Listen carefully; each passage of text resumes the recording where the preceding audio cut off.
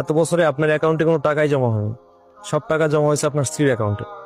সেটার নমিনিও আপনি না, অন্য কেউ। তাহলে আমি আপনাকে শিওর করে দিছি, খালি নামটা বলেন। শামসুল আলম সুমন। সুমন আবার কে? বলা বলেন আপা।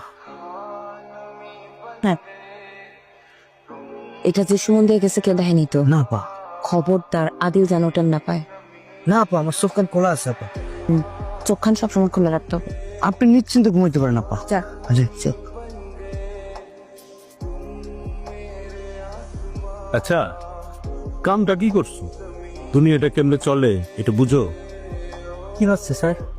আরে ও তো পুরা ধরা খাইয়া বসে আছে।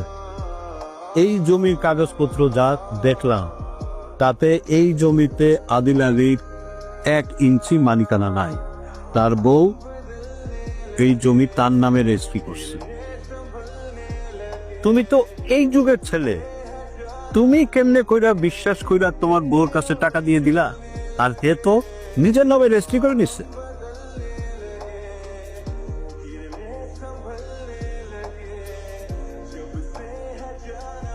শাহের বেটা ইয়াবাখো একটা মোটরসাইকেল চালায়, আই জি আইলছে।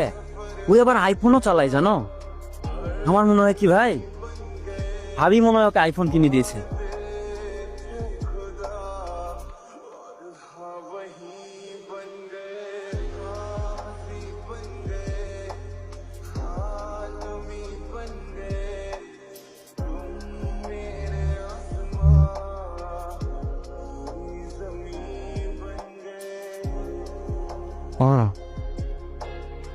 আইসনে তো কালকে তোমার মালটা তো ঠিকই টের পাই যাবো, তখন কি করবা?